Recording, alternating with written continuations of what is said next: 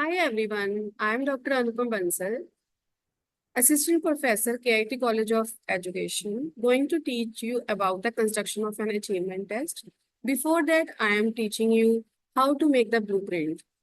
Blueprint कैसे बनता है किसी भी अचीवमेंट टेस्ट का। बेसिकली जो अचीवमेंट टेस्ट होता है वो हमारा क्वेश्चन पेपर होता है, जो कि आप क्लास टेस्ट भी बोल सकते हो, जो आप क्लास में लेते हो फॉर्मेटिव इवैल्यूएशन के लिए बच्चों से टेस्ट लेते हो और समेटिव इवैल्यूएशन के लिए लेते हो। तो वो कैसे कंस्ट्रक्ट होता है, उसको कंस्ट्रक्ट करने के लिए हमें सबसे पहले उसके ब्लूप्रिंट के बारे में जानना बहुत जरूरी है।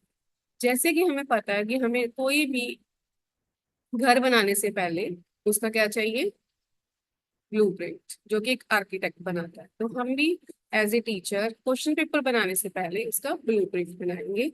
ब्लूप्रिंट में क्या होता है वो अभी मैं आपको बताने जा रही हूँ। Students construction of an achievement test blueprint means कि इसका ब्लूप्रिंट कैसे बनता है।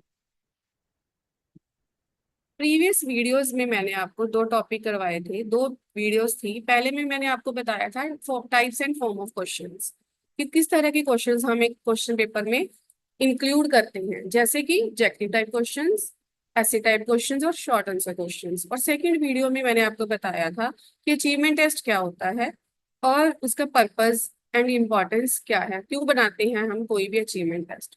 तो इसमें हम कंस्ट्रक्ट करना सीखेंगे। तो कंस्ट्रक्ट करने से पहले हम उसका ब्लूप्रिंट सीखेंगे। इस वीडियो में मैं आपको इसके स्टेप्स बताऊंगी।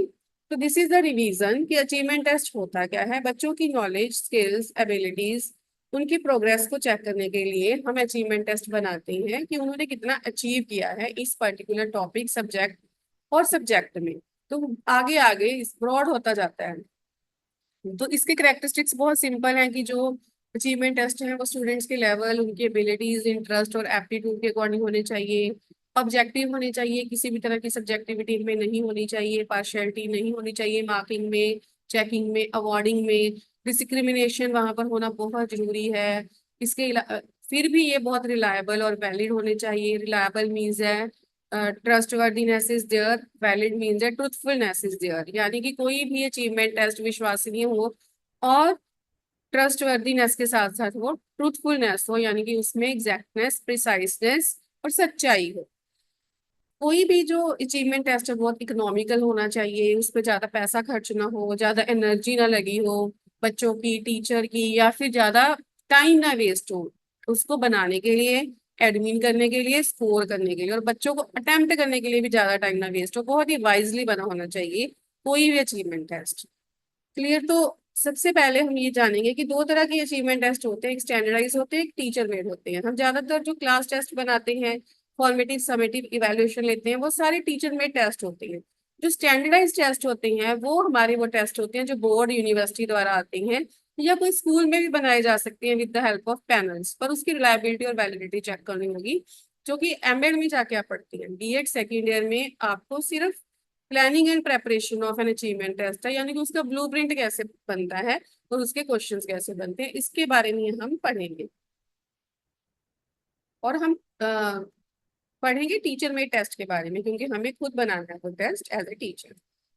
स्टेप्स क्या है कंस्ट्रक्शन के, सबसे पहले हम ये जान लेते हैं। पहला स्टेप है प्लानिंग द टेस्ट। प्लान करना, किसी भी चीज को करने से पहले आपको सबसे पहले उसकी क्या करनी पड़ती है, प्लानिंग।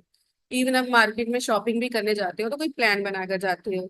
आप कोई रेस्टोरेंट में खाना भी खाना चाहते हो तो आप कोई प्लान बनाकर जाते हो। तो जब आप कोई भी चीज अपनी डेली रूटीन वाली विदाउट प्लानिंग नहीं करते, तो टेस्ट तो विदाउट प्लानिंग बन ही नहीं सकता। उसके बाद उसका ब्लू प्रिंट बनता है, फिर क्वेश्चन डिजाइन होते हैं। क्वेश्चन डिजाइन होने के बाद उसकी एडिटिंग भी की जाती है, क्योंकि ये नहीं है कि एक बार में जो भी क्वेश्चन बना रही है बहुत ही परफेक्ट बन गई है। उसको एडिट करना पड़ता है, देखना पड़ता है बच्चों के लेवल के अकॉर्डिंग बने हैं, नहीं तो एडिटिंग करो।